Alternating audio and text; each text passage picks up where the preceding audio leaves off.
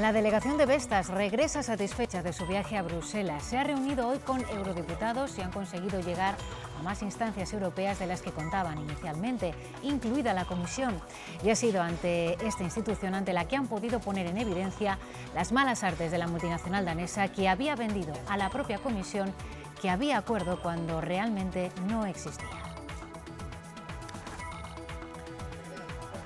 Buenas tardes. Vestas se va de Villadangos, pero trabajadores, sindicatos y políticos han peleado en Bruselas para que no le salga gratis.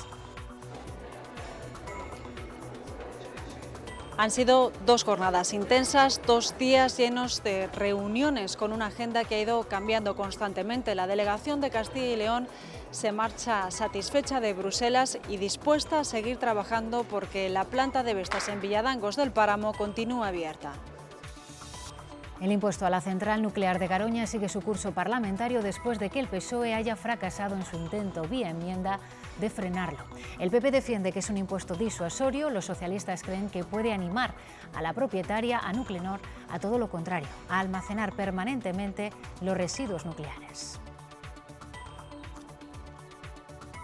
Lo que se obtenga de este gravamen se va a destinar a financiar actividades de impulso a la economía y al empleo en esta zona. Hay otra posible causa por la que el Partido Popular quiere establecer este impuesto en Garoña y puede ser convertir la central en un almacenamiento permanente de sus residuos y de los de otras centrales.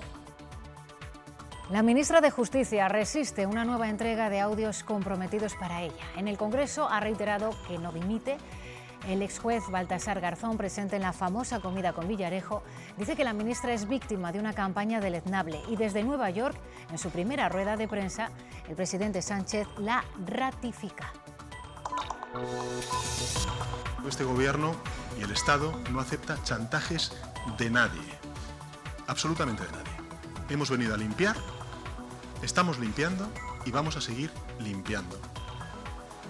Por tanto, ni chantajes, ni amenazas. El gobierno va a continuar gobernando. Acuerdo en el Pacto de Toledo para revalorizar las pensiones conforme al IPC. Este punto era el mayor escollo en la negociación política que se mantenía desde hacía casi 2 años. Finalmente, la recomendación ha sido aceptada por todos los grupos, salvo por Esquerra. Los expertos en sectas alertan de las verdaderas intenciones de la conocida como Carrera por la Paz. Tras su mensaje positivo de armonía y deporte, se escondería una secta de origen hindú que busca captar fondos y adeptos a su causa. La Peace Run discurrirá estos días por las provincias de Burgos, Palencia, Valladolid, Zamora y Salamanca. Que se sepa quién está detrás de esta iniciativa, porque las sectas lo que hacen es practicar el mimetismo, hacerse pasar por lo que no son y el señuelo, ofreciendo algo positivo y algo aparentemente bueno. Pues este señor se le acusa de haber tenido abusos sexuales, abusos de poder sobre las personas. Y escucharemos a Javier, una de las víctimas del sacerdote pederasta José Manuel Ramos Gordón. Rompe su silencio para denunciar la pasividad de la Iglesia ante esos abusos y lo ridículo de la condena canónica impuesta a este cura cuando a él todavía no ha podido olvidar aquel infierno. Hoy el tiempo se ha arrugado con tormentas y chubascos por la tarde. La inestabilidad seguirá mañana, sobre todo por el oeste. En León, Zamora y Salamanca tendremos chubascos y tormentas, nubes de evolución en Ávila y Segovia, pero sin lluvias. En el resto, sol con algo de nubosidad. Las temperaturas seguirán altas, entre los 28 y los 30 grados.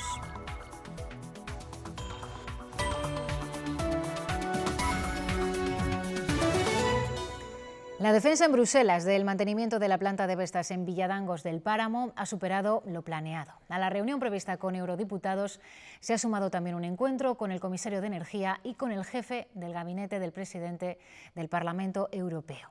La delegación castellano y leonesa ya está de regreso. Estefanía Ureña, ¿cuál es la sensación que se trae? Pues la sensación con la que se marchan de Bruselas es que han conseguido lo que venían a buscar. Por un lado, europeizar el tema de la deslocalización y por otro, abrir nuevos caminos, nuevos contactos en Europa que permitan paralizar ese cierre de Vestas. No estaba previsto en la agenda, pero el encuentro con Arias Cañete ha sido uno de los más importantes del viaje a Bruselas. En ese sentido, yo creo que nos ha abierto los ojos de lo que son las perspectivas europeas y creo que es muy interesante para que empresas como Vestas reconsideren su decisión.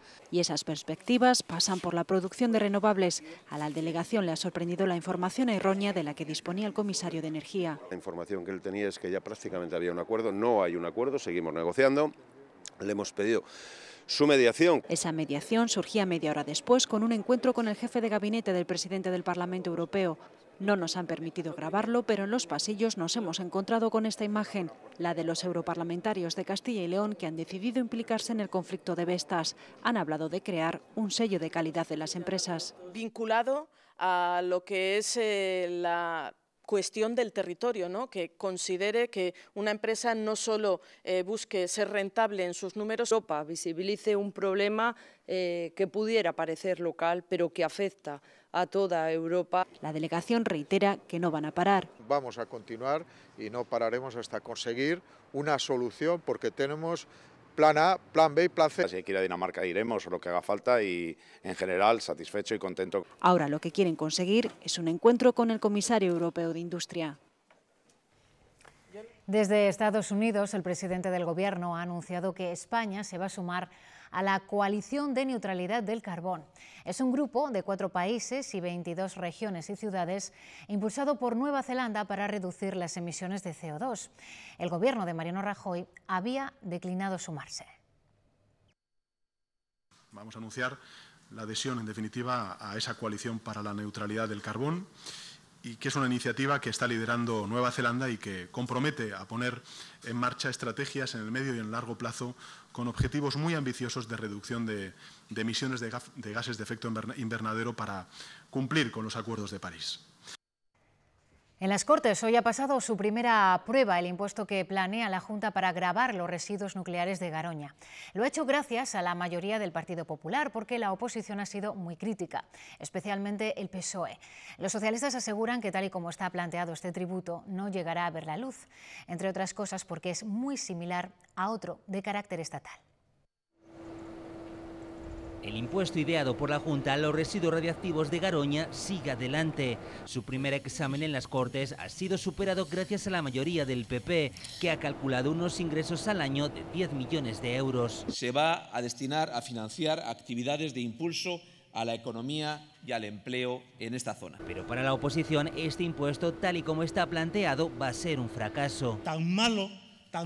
Lo dice el PSOE, que ha presentado sin éxito una enmienda a todo el proyecto de creación de este tributo. No van a recaudar ni un solo euro porque el impuesto puede chocar con otro similar dentro de la normativa nacional. Algo que niegan los populares, al igual que también rechazan que, tal y como dice el PSOE, los residuos temporales de Garoña puedan quedarse de forma permanente. Se opone a que haya un impuesto que grave los depósitos, que se recaude dinero para destinarlo a la inversión en esa comarca, pero no hacen ni una sola referencia hacia su gobierno. Ciudadanos también está en contra, entre otras razones porque este impuesto va a acabar repercutiendo en todos los españoles. Algo parecido piensa Podemos, por eso pide que la Junta se comprometa, independientemente o no de la naturaleza y de que se apruebe este impuesto, con la reindustrialización del entorno de Garoña. Reindustrialización que, recuerda la Junta, es responsabilidad del Gobierno porque fue él quien decidió cerrar la central nuclear.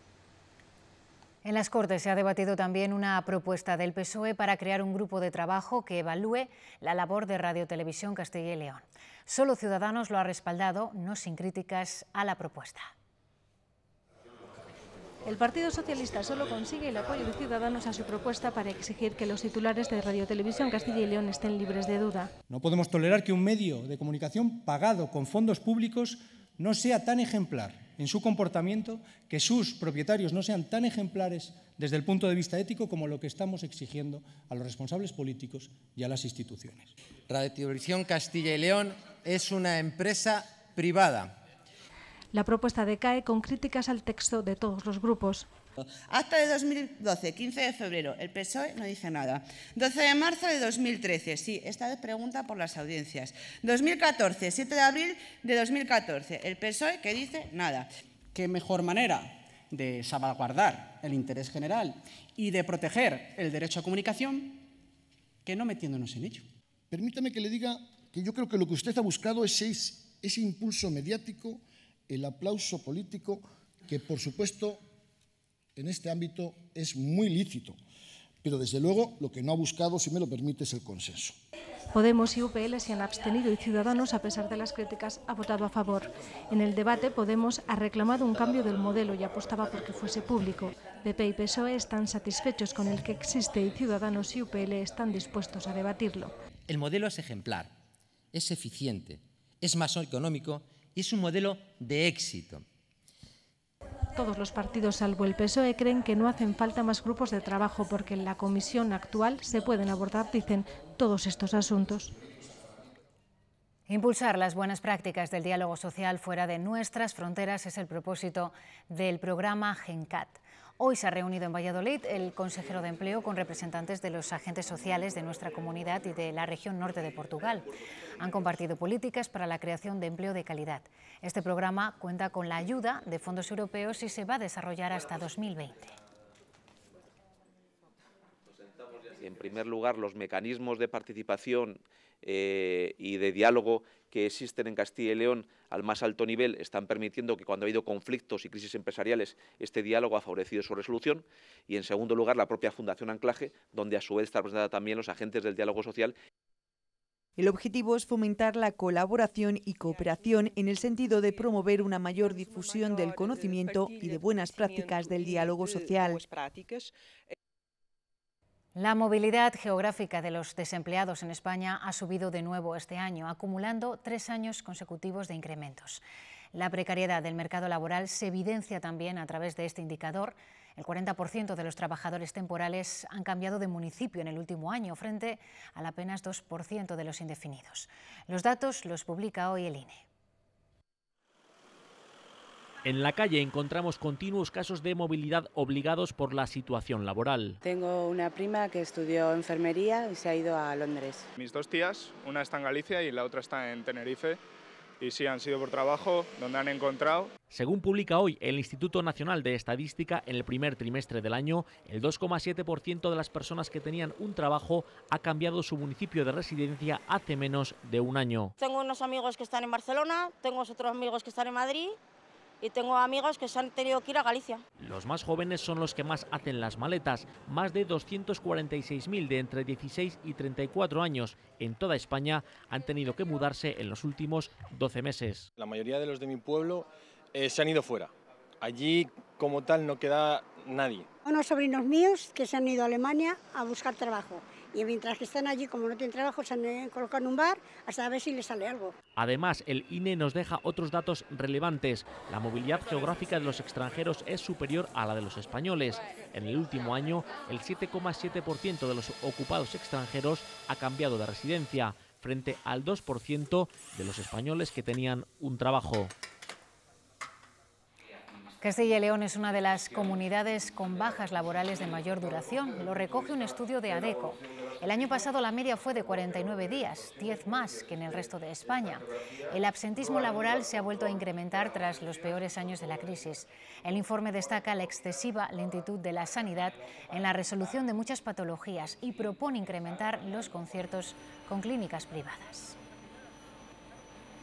Crecimiento de un 21% desde el año 2014 de lo que es el absentismo y sobre todo del componente principal del absentismo, que es la enfermedad común. Ya lo conocemos, que el coste de la contingencia común hoy por hoy está por encima de los 6.500 millones de euros para el sistema de la seguridad social. Las empresas más punteras del país reclaman apoyo al Gobierno para adaptarse a la industria 4.0, una tendencia que cambiará el trabajo y también la economía global de este siglo. Así se ha puesto de manifiesto en el segundo foro Industria Conectada que han inaugurado el Rey y la ministra Reyes Maroto.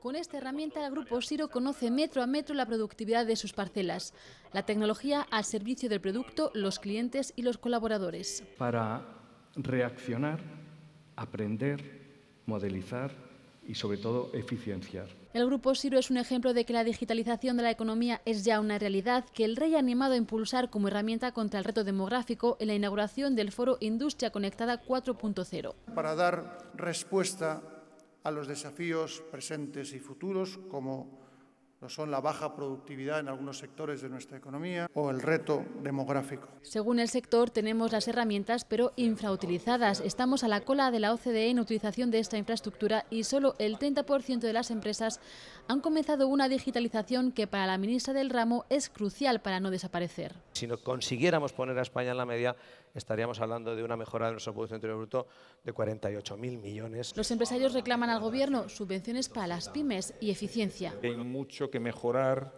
en la acción del Gobierno y de las autonomías, qué programas son más eficientes. Solo con una buena gestión de los datos podríamos multiplicar el crecimiento de nuestra productividad por 7.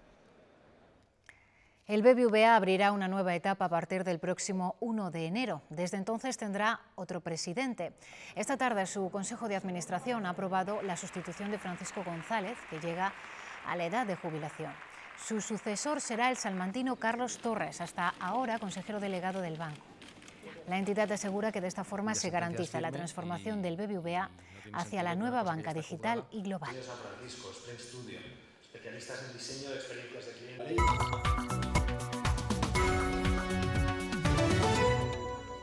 Tras 2 años de negociaciones, el Pacto de Toledo ha alcanzado un acuerdo para la revalorización de las pensiones.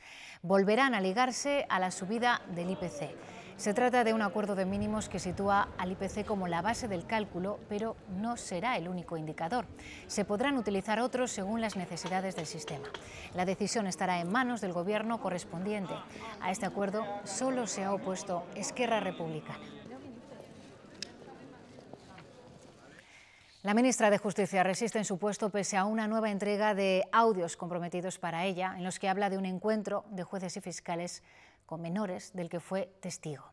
Hoy en el Congreso ha vuelto a decir que no se va porque ni ella ni el Gobierno aceptan chantajes.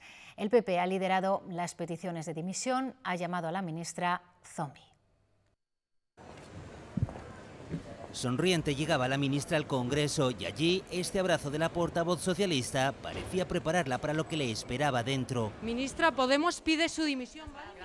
Pero no eran los periodistas quienes más esperaban su llegada, sino el PP. Su presencia hoy no solo es una vergüenza, sino que además mancilla esta Cámara. Primer ataque de muchos. Usted es un zombi. Reproches de los populares por las supuestas presiones del Gobierno a la Fiscalía en torno a Cataluña. Este Gobierno socialista jamás ordena a la Fiscalía porque respeta su autonomía. Eso lo hacía el Partido Popular. Pero el cara a cara más intenso se vivía después. Por dignidad, ¿cómo es capaz de no dimitir? Y ya le adelanto, no voy a dimitir. Y no voy a dimitir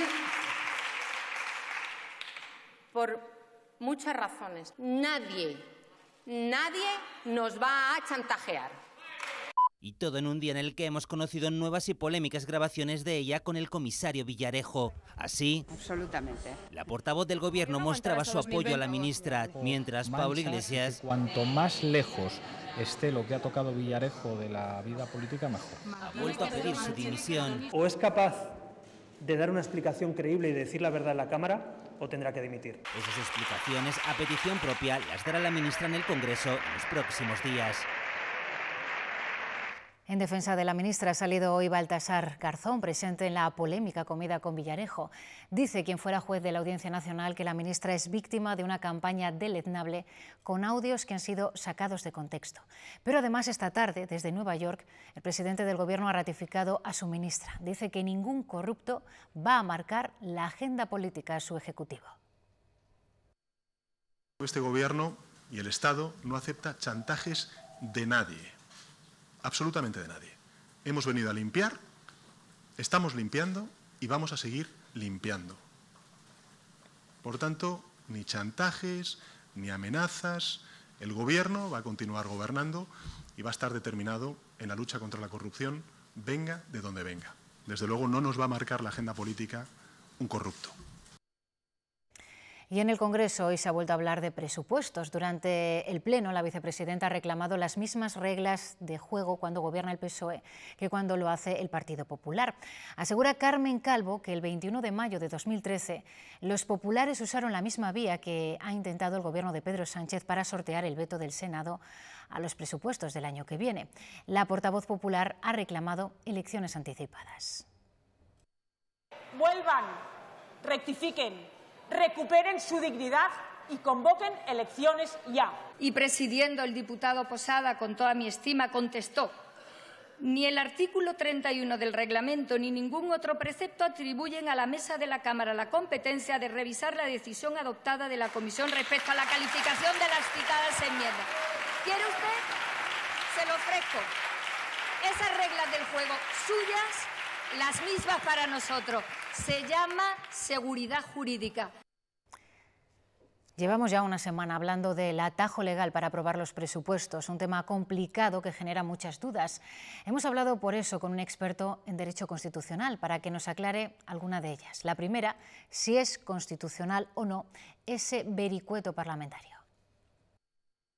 Incumple manifiestamente, a mi juicio, la doctrina del Tribunal Constitucional. Tiene que haber una conexión material entre la enmienda, el contenido de la enmienda y el contenido del texto que se pretende modificar, ¿no? Y a mi juicio, pues no se puede sostener seriamente que exista esa conexión material. Todo vale si conviene políticamente, ¿no? Y a mí lo que me preocupa es esta sensación de degradación del respeto, digamos, por las normas. Me preocupa y me avergüenza, en cierto modo, el descaro con que quien hace unos meses decía una cosa ahora dice la contraria. En último término, es el Congreso quien tiene la última palabra. Y ese es el régimen normal configurado en la Constitución. Por tanto, la reforma del año 2012 no deja de ser una anomalía, pero es verdad que en aquel momento tampoco nadie dijo nada. Francamente, no hay precedentes de que la mesa del Congreso revoque o anule una decisión de una comisión, de la mesa de una comisión. Es evidente que hace falta una reforma a fondo del reglamento del Congreso, que no tenemos un reglamento de las Cortes, aunque la Constitución lo prevé, un reglamento de las Cortes de las dos cámaras, en fin, que hay lagunas.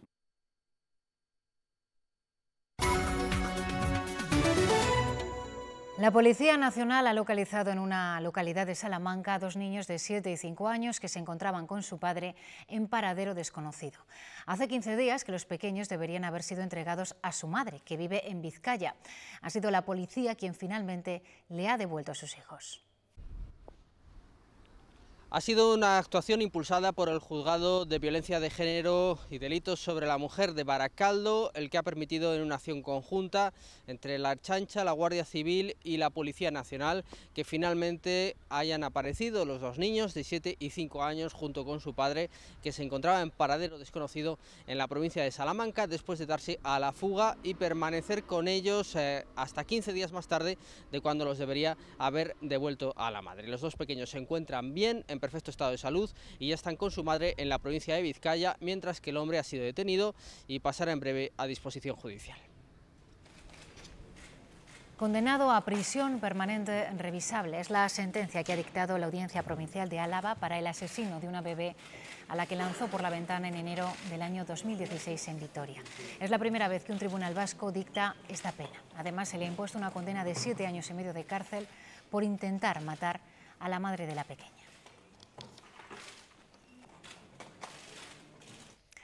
Hace 2 semanas el Vaticano sancionó al sacerdote pederasta Ramos Gordón por los abusos que cometió en un colegio de Puebla de Sanabria. También lo había hecho en el seminario de La Bañeza, con 2 alumnos. Hemos hablado con uno de ellos. 30 años después no ha podido olvidar aquel infierno y lo que aumenta su dolor es ver la pasividad y la tibieza de la Iglesia ante estos graves delitos. Javier denunció al sacerdote José Manuel Ramos Gordón por abusos sobre él y su hermano cuando eran menores. Ocurrió en el seminario de La Bañeza en el curso 1988-89. Empezó con mi hermano, a los pocos días empezó conmigo y empezamos a vivir en un infierno, un verdadero infierno. Entonces eso continuó hasta el final del curso, a pesar de pedir auxilio a ciertos formadores. El obispado le impuso 1 año apartado de la Iglesia. Yo cuando recibí esa sentencia, para mí fue demoledora. Después se ha conocido otra denuncia previa en el tiempo. Ocurrió en el colegio Juan 23 de Puebla de Sanabria. En este caso, la condena ha sido de 10 años apartado del sacerdocio. Pues creo que es ridícula, no tiene sentido. Es llevarlo de vacaciones y bueno, y eso es invitar a que estas cosas sigan ocurriendo. Javier recuerda que denunciaron lo que ocurría al rector y al tutor y que nadie les ayudó. Concluye, se deberían de juzgar también a esas personas que miraron para otro lado y no impidieron que esos abusos volvieran a ocurrir. El violador del ascensor volverá a sentarse en el banquillo por agredir sexualmente a 2 mujeres el año pasado. A esto hay que sumar el intento de violar a otras 2.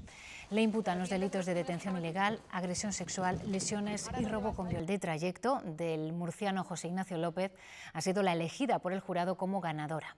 Unos cuentos que han llegado desde España, distintos países de Europa y también de América, pero este es el ganador por estas características.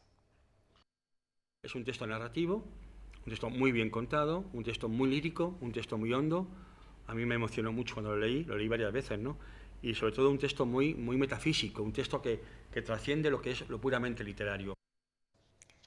La Orquesta de Cámara de la Filarmónica de Colonia está de gira y ha pasado por Valladolid.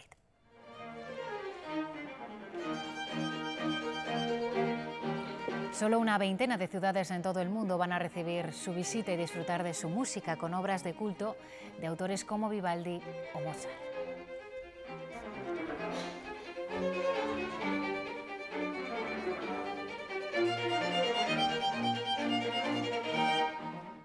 Y antes de marcharnos, les proponemos un viaje a Islandia a través del objetivo de Juan Baraja Rodríguez.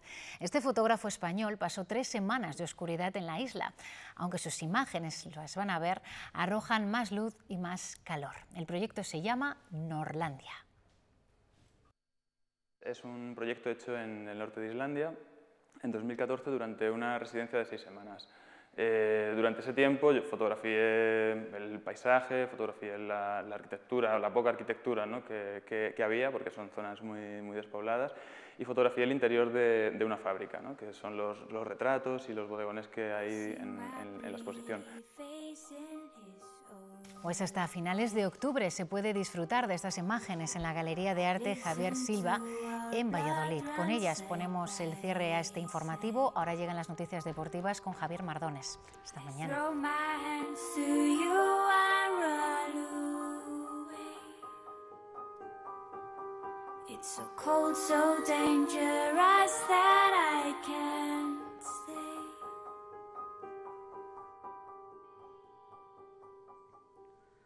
I ran away from you into